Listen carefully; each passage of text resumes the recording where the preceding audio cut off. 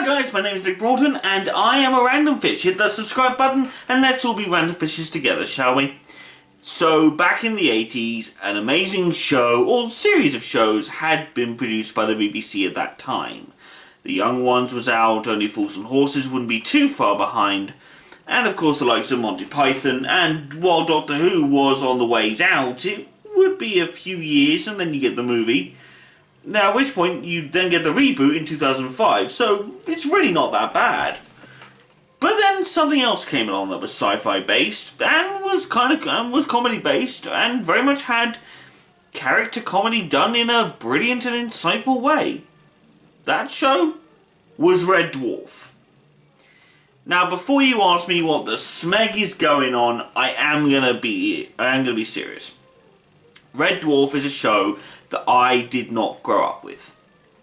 It was arranged in 1988, and of course, I was not alive in 1988. My brother, on the other hand, was. And some years later, into my teen years, he did introduce me to the show Red Dwarf back in Back to Earth.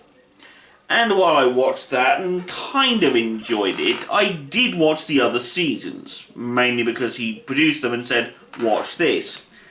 So I did. I loved it, and I'm pretty sure I've become addicted to Red Dwarf since then. With Dave releasing the newest version, Red Dwarf The Promised Land, out into the world on their channel, I did feel obligated to look back on some of the old Red Dwarf shows. And, to be honest, I found myself loving it even more. So what's the story of Red Dwarf? Well, the opening episode gives us the story of Lister and Rimmer, two technicians aboard a ship called the Red Dwarf. Now, we get a little bit of exposition about the stuff that's going on the ship, but what we mostly get is the relationship between Dave and Rimmer. Now, he does have a first name, but we all just call him Rimmer, because that's pretty much all anyone can say about him. He's Rimmer. And as the show goes on, you kind of understand what people mean when they say he's just Rimmer. Yes, he's the source of a lot of comedy, but it's all very much not him trying to be funny, it's just him. I kind of see Rimmer as a slightly more tolerable Sheldon Cooper, if you will. Only without the OCD or any of that sort of thing. But the incredible need to be right and the arrogance definitely holds true. But it's fair enough. So, the show itself very much kicks off with Lister being told, or being discovered anyway, that he has smuggled a cat on board onto the ship. The cat is called Frankenstein, which is kind of funny because you kind of see where it comes from, I guess. It's very cool. It's a little bit of an interesting nod. I'm not quite sure if anyone else gets it, but it's kind of funny. But the idea is that Frankenstein is pregnant, and Dave has been hiding her away on the ship, attempting to get loads of money together so that he can go back to Earth and buy a farm on Fiji. I don't quite know if his plan has really been thought through, but he wants to go back to Earth and buy a farm on Fiji. He's saving up all his pay. He's essentially a good guy with a very dumb plan. It's kind of how it works for him. While Rimmer, on the other hand, wants to rise up through the ranks, become an officer on the ship, and eventually take control of the ship, because it's what his parents wanted for him, it's what his brothers have done, and it's something that he constantly holds himself to such a standard for. He is essentially the ultimate embodiment of every career-obsessed person in the world. And it's not done in there. He's not shown to be healthy. It's not a healthy obsession for him. And that, that could lead into a whole debate about what's healthy about career obsession and what's not healthy. I'm not getting into that. Rimmer is bad at this. It's not even the fact that he's obsessed with trying to get to the next level of his employment abilities, given the fact that he wants to become an officer on the ship, even though he's just a technician at the moment. He's doing it by cheating. He's not actually doing it to enhance his abilities. He's not doing it to make himself more intelligent. He's not giving himself the ability to move forward as a person. He just wants to get to the authority. He just wants the respect that comes with it, and he just wants everything else. He doesn't want the actual work that comes with it, I don't think. And once they discover about Dave holding Frankenstein on board, Dave gets put into 3 months of stasis. Now, what this means is essentially it's kind of like being put on disciplinary at work, given the fact that, you know, you might get less pay, or, you know, you're under more scrutiny from your employer and other such things. However, for Dave, he basically surrenders 3 months of his wages for what he would have been doing at the work on Red Dwarf, and after 3 months he would then come out of stasis, and they'd either be back on Earth, or he would just... It's not 3 months, it's 8 months' wages. What's wrong with me? He goes into stasis, and he comes out. But when he comes out, everything's slightly different. The AI on the computer, on the ship, is telling him stuff, but he's not really listening, and he's wandering around the ship. He doesn't see anybody that he knows. What does this mean? To quote the computer itself, the computer called Holly, by the way, everybody's dead, Dave. Yeah. Crew are gone. Wiped out by a radiation leak that was caused by, you guessed it, Rimmer. Rimmer is brought back as a hologram, which is something that the show could do, during which you actually get this as part of the exposition, where you understand about the holograms coming back, the fact that the ship can only sustain one hologram at a time, can only bring back one dead person. Okay, that's very important, one dead person. And, you know, stuff like that. And Holly is, of course, the ship's AI. Holly is a man, by the way, in this. I say this because, honestly, I don't ever remember hearing the name Holly given to a dude apart from this show and Watership Down. And I'll be absolutely honest, Watership Down to me didn't really count because they were rabbits, and so what they were being named was completely not related to humans, I guess. I don't think I've ever come across a human called Fiverr, for example. You know, or come across a dude called Bigwig, unless of course it's a nickname. Either way. But Holly has gone mad as well. The AI has been on its own for a considerable amount of time. And when Dave asks him how long he's been in stasis, well, they had to wait until the radiation was at a safe level before they could let him out, and he was in there for 3 million years. 3 million years. Again, more to quote the show, really. 3 million years. I've still got that library book. Seriously, that was his first reaction to being, basically being brought back into the world 3 million years into his own future. Library book. Okay, whatever. But like I said before, Rimmer has been brought back as a hologram for the show. And of course, the main reason as to why they did this is because Holly scanned and looked through all of Dave's records, and the person he spoke to the most and spent the most time with was Rimmer. This was primarily because they were bunkmates more than anything else, and to be honest, they didn't really get on as well. Holly says that the reason why he brought him back was to keep him sane, as in Dave, and also because of checking through the files and the fact that he and Rimmer had the most words exchanged between them. But I have another theory, and this is kind of interesting, I guess. Dave and Rimmer have very similar belief structures, I guess. They both want to snub authority. Hear me out. Dave snubbing authority is very easy to see. He very much turns his nose up at anything like that. He doesn't want nor crave anything beyond what he's doing. The only thing he craves is to go back to Earth, go off the grid, and have his farm on Fiji. That's what he wants. Dave's whole life is about attempting, more so than anything else, to just exist. And he doesn't really care if he exists properly or not. This is not something that he ultimately doesn't want either.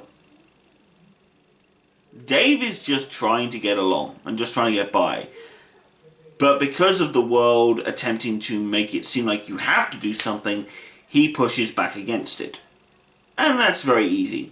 And it's very simple, I guess, in terms of rebellion.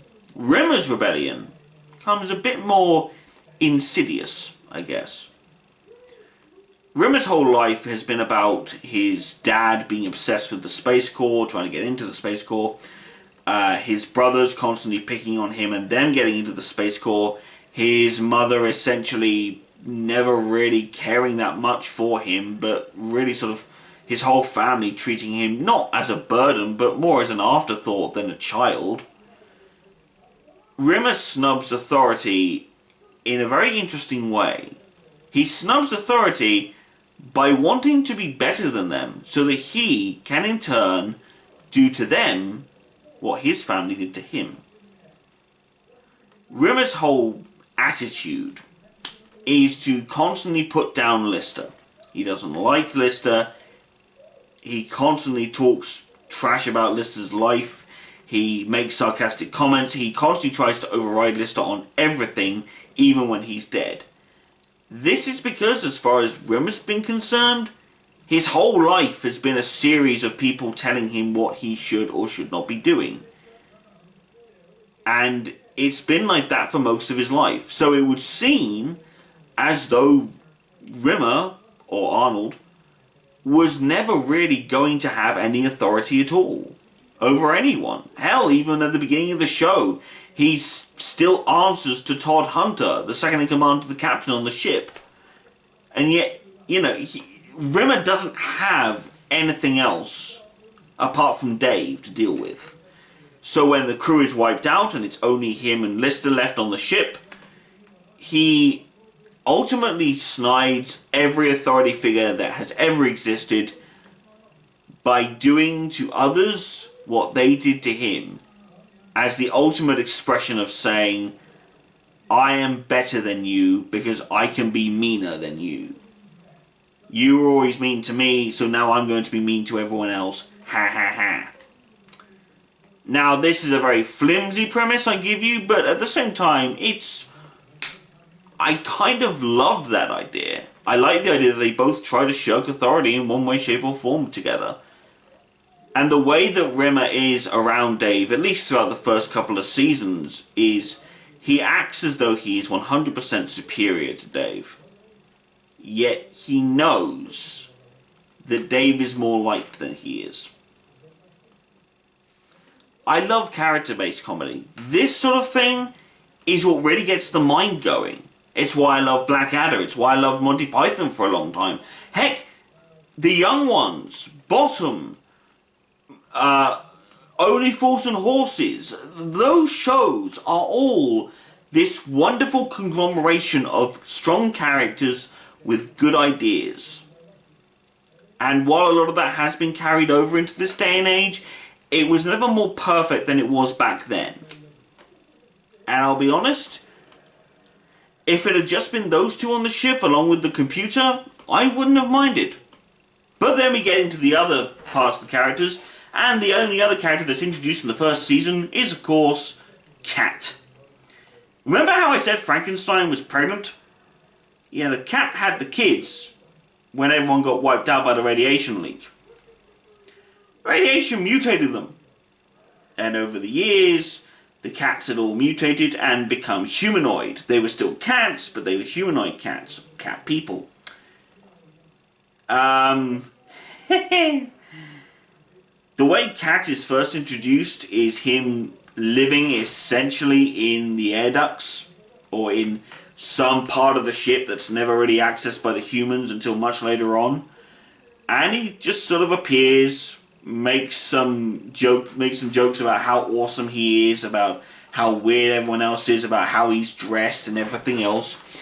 And he kind of... Cat is the ultimate expression of an ADHD character. In that, for example, he's walking around at one point and he runs into Dave and Rimmer for the first time. And he has the, ooh, better make myself look big. And then does that. There's a little bit of a moment. And then Rimmer sort of goes, hello, Cat? And Cat's exact reaction isn't to go, whoa, it can understand me. Or, ooh, you speak English. No, Cat's exact reaction is this. Whoa, crease! Psst. Crease! No. But it's kind of fun. And of course, the other character that gets brought back, well, I say brought back, he's introduced in Season 2, he's then brought back for Season 3 because he's only in the one episode of Season 2, but the viewers appear to have liked him so much they had to bring him in for Season 3 as a permanent character. They got a completely different actor to play him, but that was kind of cool. This is the character, the robot known simply as Crichton, a mechanoid who once worked on board a ship. That ship crash landed, he then sent out an SOS, the crew of the Red Dwarf found him, he then was a service droid, he then started to rebel against Rimmer, who of course wanted a servant because it's Rimmer being Rimmer, and then he takes Dave's space bike and goes off on a joyride.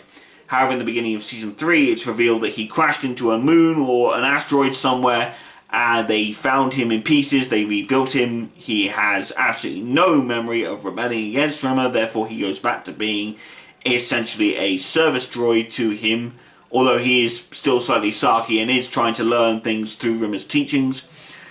And, like I said, it's played by a completely different actor. Now, I do want to talk about a few of the actors on this. Lister is played by Craig Charles. Craig Charles, you may know, I think it's off Coronation Street. I'm not sure, I'm not a soaps guy. But he is good. He's funny, and he's entertaining, and I kind of wish he'd done more of this stuff in his earlier years than if he'd ended up doing other stuff. I feel like Craig Charles is a missed opportunity for comedy.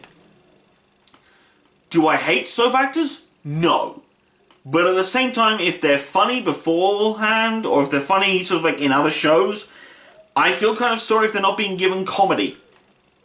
It bugs me. It always bugs me. Rimmer is, of course, played by the always fun Chris Barry. Barry has not changed over the years. His voice hasn't changed at all. And it's always entertaining to watch these sorts of things. Robert Llewellyn, I apologise if I'm saying any of these names wrong, plays Crichton. He is, of course, funny, he's robotic, and he plays alternate versions of various things, including an ad version using his own face, where he pretends to be the CEO of the mechanoid sort of company, sort of saying, your mechanoid has outlived its usefulness, and the new version will be coming to you soon enough. It's stuff like that. And then you have the cat, played by, I cannot say his name, it's Dan Jules, I think it is, something like that. Daniel Jules. I apologise if I'm saying his name wrong. I tried looking it up beforehand. I did have it right, and I don't have it in front of me now because otherwise I'd be doing this a lot. And while I have done that for a couple of videos, I don't want to keep on doing that. That feels like a crutch that I'm doing. But anyway, like I said, the show is character comedy. And for that, he does it very well. There's no overarch to any of the seasons either, which is very cool. There's maybe a few episodes that are really important, you know, where you see certain things happen. Everyone has their favourite episodes of the show. Honestly, I do have a couple of favourites, but I mean, they're not completely 100% always going to be my favourite, because those will kind of change over time, I guess. I still watch the show and I still find myself enjoying certain episodes more than others at different points. The list is ever changing for me. The only one that will always remain in the top 5 for me, at least for these types of episodes, is the one where we're introduced to an alternate version of Rimmer called Ace Rimmer, who was held back a year in school, and because of this, because of all the bullying, he actually knuckled down and fought back and was, you know, and did the work, and he proves himself amazing by becoming an awesome pilot for the Space Corps, and he's adored by many people across the world, and it's great. And then he meets this version of Arnold Rimmer, who is an abject coward, yet hides behind this face of arrogance and self-assurance that does not go anywhere, even though he knows that it's a mask, and he tells people that it's a mask. He still does stuff stupidly. He doesn't attempt to improve himself in any way. If I complain about Rimmer more times than I think I should, I'm going to explode. I find him hilarious, but sometimes the character can be so annoying and can be so rage-inducing in certain ways. It just aggravates me. And I'll be honest, the only episode that I ever really thought of where my hatred for Rimmer is really at its peak is one where they end up on a world full of wax droids. And it's not even that all the way. It's just certain aspects of it. Like, when he becomes a general to all the good versions of the wax droids, you know, Queen Victoria, Mother Teresa, Gandhi's there, Elvis Presley, you know, the big ones are all gone because they've been like, the wax droids have been in a good and evil war. You know, at one point, you know, on the evil side there was a version of Hitler there. And other such characters like that from history. It's really weird, and all these wax droids have sapience, and it's weird. Sentience, I should say, not sapience. That's a completely different word. Rimmer's the line of Rimmer's that doesn't bug me, but the line of Rimmer's that really sums him up as a person is this: I believe in reincarnation. It is my firm belief that in every other life I've been a soldier. It's just a problem that in this life I was reincarnated into the body of an abject coward. There's so many things wrong with that sentence. And I love Red Dwarf as a show, and I don't mind Rimmer, but there have been points where I sit there and think to myself, if you know what the flaw is, and if you have knowledge about how to fix it, then why don't you fix it? Like, this is where it comes from for me. I have no sympathy for Rimmer at all. I feel no sympathy for the guy. I felt a little bit of sympathy for him in maybe the first few seasons, perhaps. But after that, no. There was one moment where I did have a bit of reset sympathy for Rimmer due to various extenuating circumstances, but that's a season 7 to season 8 problem. For those of you who've watched the show, you know what I mean. But really, this is where it all comes from, I guess. Red Dwarf is a show that, by all accounts and by all means, had some pretty cool endings. And it's back. It's been going well on day for I don't know how long now. It's been going on great since Return Back to Earth got brought out. And people wanted to see more of it, and they were able to make more. And it's fun. It's great to see this show back again. It's great to see the people who made this show, it's good to see them back. And it's good to see people still appreciating the old school shows. And you know, if nothing else, just go back and rewatch some episodes. Start from the beginning and work your way through. Hell, if you have the time, if you're completely out of it and you have no other things to be doing with your time that don't involve, you know, life hanging by the balance, check out Red Dwarf. That's all I'm going to say. And for that, Randomfish out.